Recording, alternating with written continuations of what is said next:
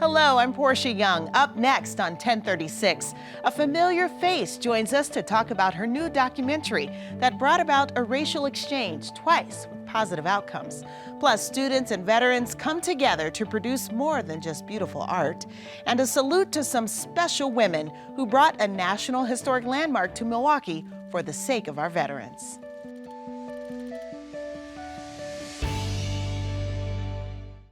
The Exchange in White America, Kaukauna and King 50 Years Later. That's the name of a documentary produced by former Black Nouveau host and veteran journalist Joanne Williams. It's about a controversial play that brought Black and white high school students together, first in the 1960s and then 50 years later. It wasn't scary. I was just pretty much astonished at some of the things I saw. I started crying because I was so, I just felt so uncomfortable. It was like, okay, go in and let's see what happens. If somebody looks like they want to take my head off, it's like, I'm out of here. There are a number of things that could have happened to this 16-year-old kid in that place in 1966. This story is about a high school student exchange between Rufus King High School in Milwaukee and Kaukauna High School up in the Fox River Valley. And a social studies teacher at Kaukauna High School wanted his kids to have a broader view of the world. So to do that, he was going to have them perform a play. The play he chose was In White America, the history of African Americans from slavery to civil rights. This all happened in 1966. My dad took heat for this. Not everyone agreed with the idea of this play and this exchange. I think he kind of liked that because I think it proved his point that we need this play. It was a very exciting time. There was a civil rights movement that was happening and people were dressing differently. The change was in the air and it felt like we were part of something that was good and necessary. The great American myth that you can pull yourself up by your own bootstraps, that there aren't any obstacles to getting ahead, like race, class, gender. It's all myth, but it remains the centerpiece of American ideology, that anybody who wants to get ahead can get ahead, and it's nonsense.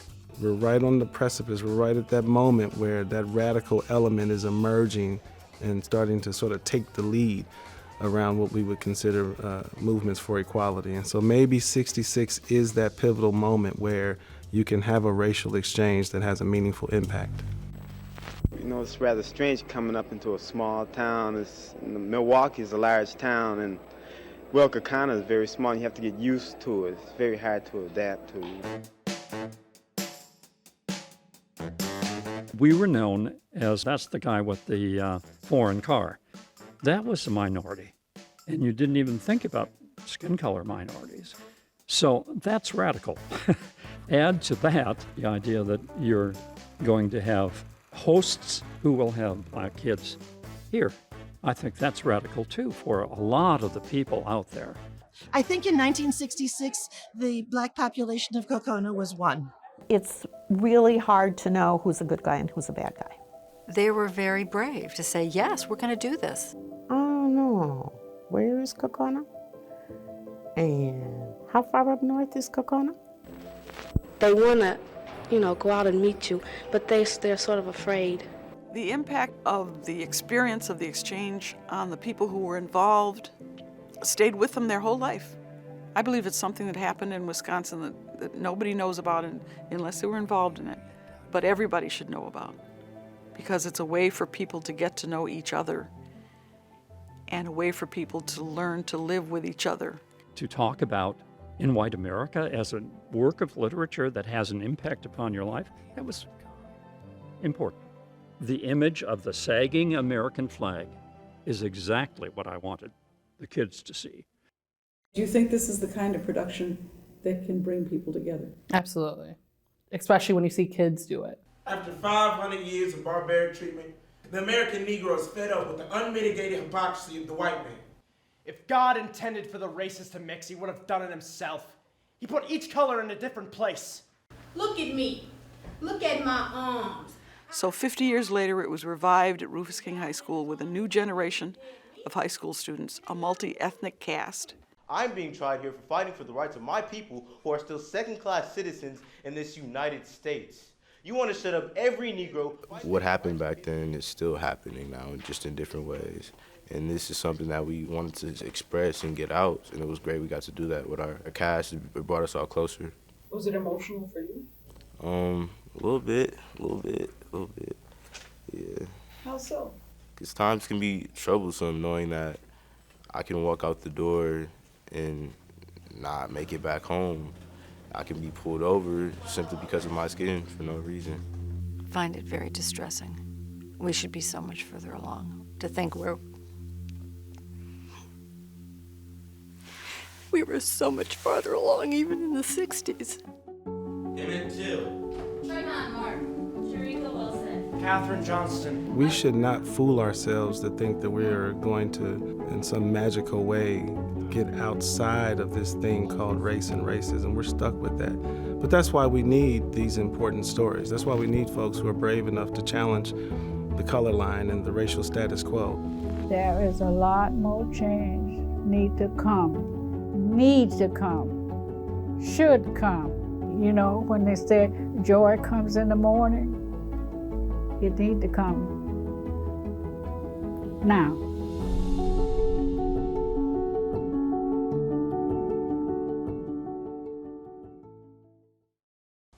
Joining me now to talk more about the film and its impact on race relations is the documentary's producer, writer, director, Joanne Williams. Welcome back to Milwaukee PBS, Joanne. Thanks, Portia. This is an incredible film. I know that our viewers are going to love to see it. So I want to ask you, why did you produce this? What was the inspiration behind it? You know, I'd had this film in the back of my mind, in the back of my files, for more than 50 years. And I knew it was a good story. I just had never pursued it. And then one day I was cleaning out my garage and I came across a copy of my high school newspaper and it said, King welcomes kids from Kaukauna.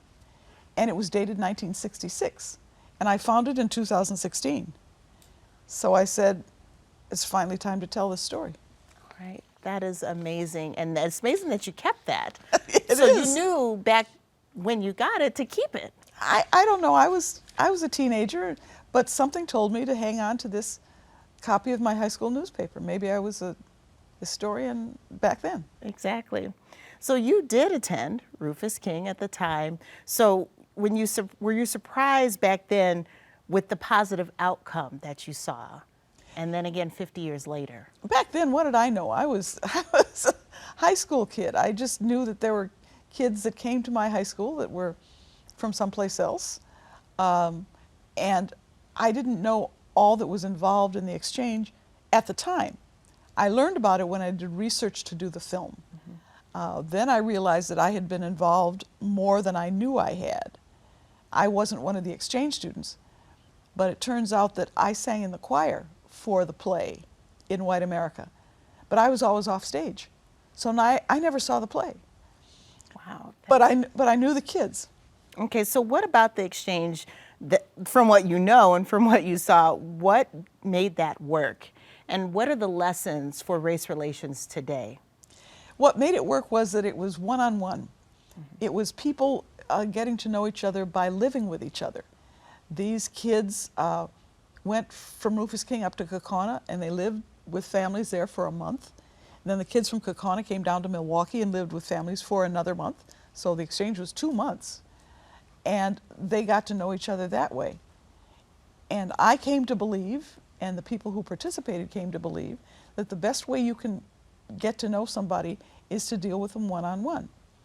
To deal in a big group or some sort of large meeting, that's still sort of impersonal.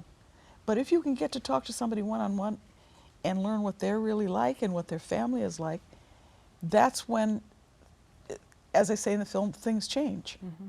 And that's why the exchange itself was such a success. And it also helps people understand we are more alike than we are different. Yes. I mean, that's the beauty of this. So You've been talking about the film festivals that you've entered. You've been in the Milwaukee Film Festival. What has that experience been like?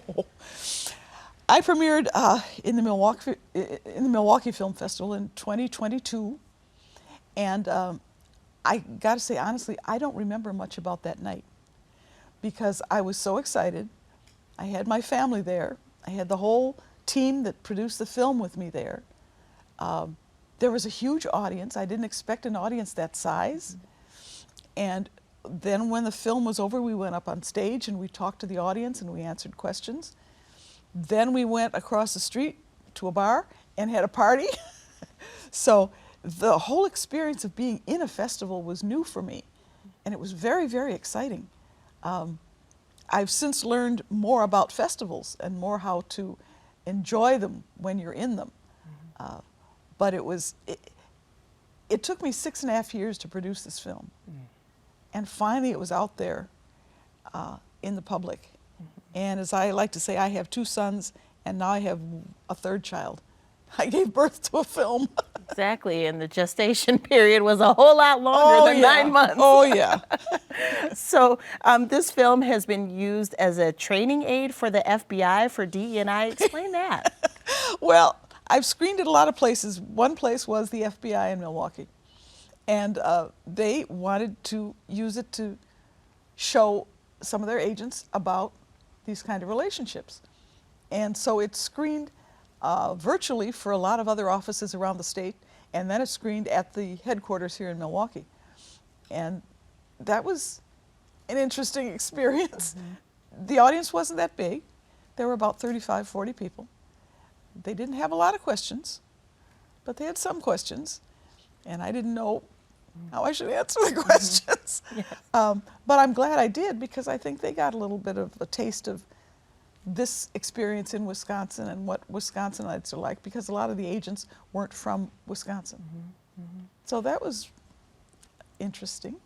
So for viewers, for film fans who will see your documentary, what is the one thing you want them to know? I want people who see the film to know that we're more alike than we are different. And the way we think about things, as one of the subjects in the film says, may not be the way we want to think about things. And I want people to watch this film, preferably in a theater, so that when it's over, they can turn to the person next to them and say, what was your experience like in high school? This is what mine was like in high school. And start those conversations, because I want the film to be a conversation starter with some uncomfortable conversations. But if you can talk to a person one-on-one or in a small group, you can get to know each other, and that's where we can make a difference. So true. Thank you, Joanne. Thanks for being here on 1036. And again, congratulations on the film. Thank you. Now to another type of relationship building. Students at the Milwaukee Institute of Art and Design teamed up with some local veterans to learn about their military experiences and create large prints, some of which now hang in Old Main at Milwaukee Soldiers Home. Producer Scottie Lee Meyers tells us more.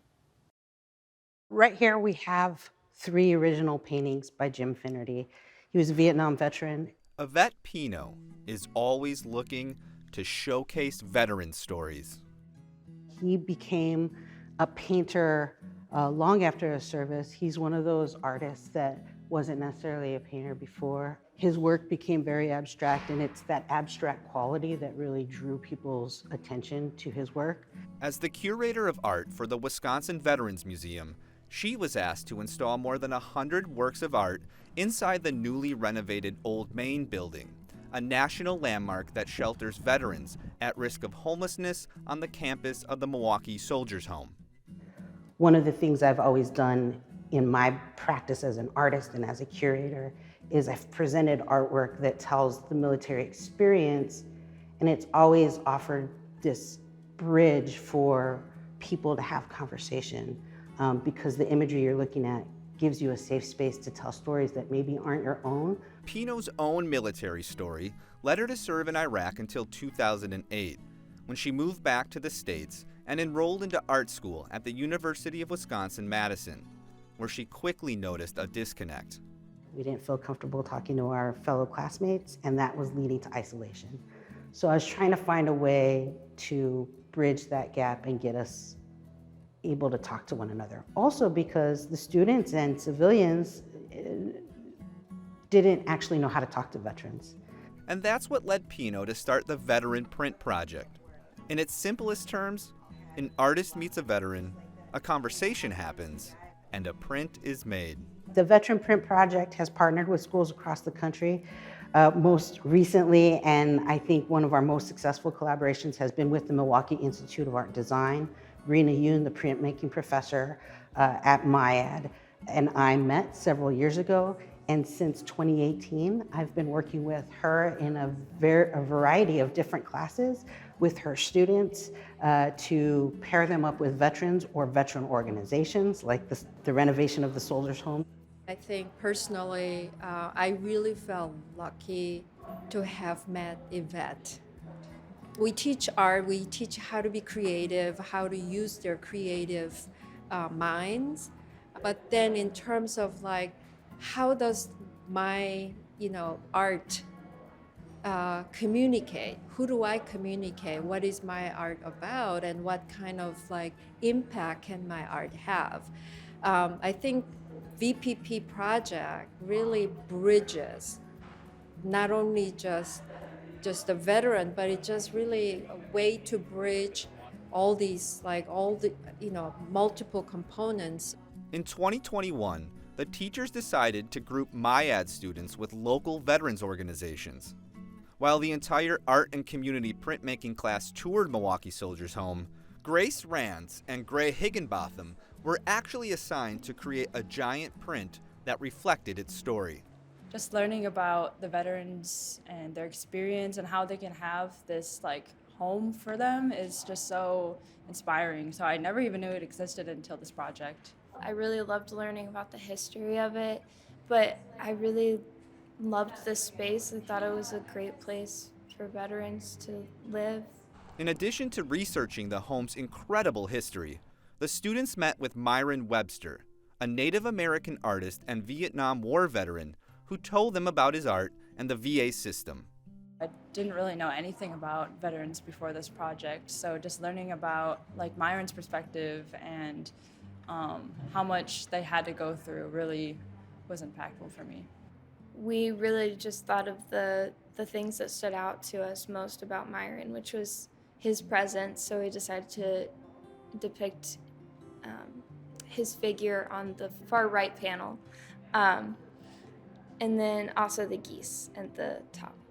We really wanted to showcase the history of the Veteran Soldiers Home because that was, on top of getting paired with Myron, it was also about representing this veteran community. On the far left side, we have the past, and then to the far right side, we have the present. The woodcut of the print the students created now hangs for all to see in the basement of Old Main, a testament to the Veteran Print Project's ability to frame a fuller picture of what it means to be a veteran. I think a lot of times when we talk to service members, we have this preconceived notion of the stories they're going to tell.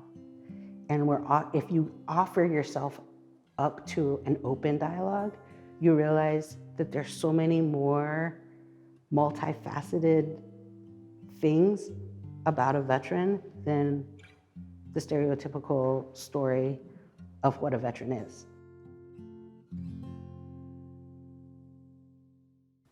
Did you know that a group of women were the ones responsible for bringing our soldiers home to Milwaukee?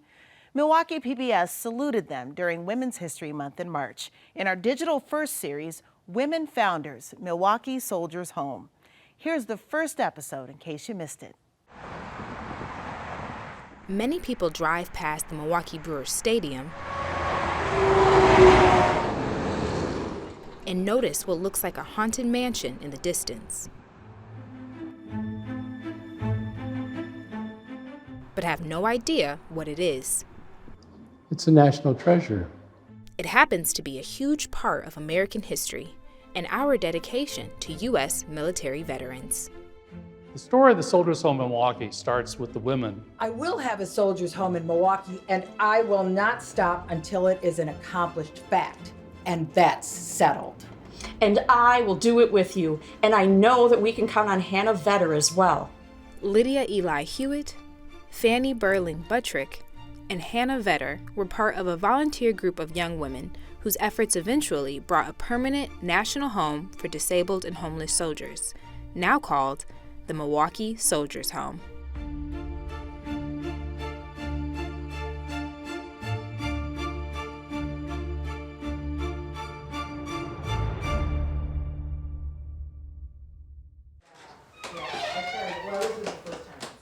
These women, many of whom were the wives of prominent businessmen, started to care for Civil War soldiers shortly after the war began in 1861. A year later, they formed the West Side Soldiers Aid Society. The home was not just to be for Civil War soldiers, but for those of all wars. Historian Patricia Lynch, author of Milwaukee Soldiers Home, often portrayed Fanny Burling Buttrick during historical reenactments. Here is her 2013 interview about the society on the Milwaukee PBS program, I Remember. But these particular women who lived on the west side of the Milwaukee River began to refocus their efforts to care for those men who were passing through Milwaukee. Either they were coming here to one of Milwaukee's Civil War camps and were in need, or passing through on furlough, or coming back from the battlefield with illness or just needs for shelter, food. The women were creating a temporary home. It's on Plankington, that was West Water Street, between Wisconsin and Wells. They started with one storefront at 207 West Water and eventually rented 4 or 5 more. At the time that these women were doing it, women could not serve. And so this was their way to serve. Iraq War veteran Yvette Pino was the art curator for Old Main, that iconic residential building seen from the freeway. She made sure to put women's stories at the center of her work, including the founders. Well, the women that were in charge of it had that strong business sensibility, but they had strong project management sensibility. It certainly was a cause that President Abraham Lincoln believed in. In his second inaugural address, Lincoln eloquently laid out his vision for a national soldiers' home. With malice toward none, with charity for all, with firmness in the right as God gives us to see the right, let us strive to finish the work we are in, to bind up the nation's wounds, to care for him who shall have borne the battle, and for his widow and his orphan, to do all which may achieve and cherish a just and lasting peace among ourselves and with all nations.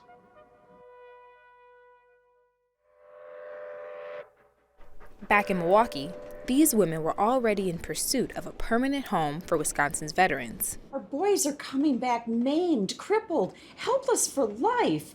As members of the West Side Soldiers Aid Society, we must build them a permanent home of magnificent proportions for which we don't even have marble white enough. But their vision required funding.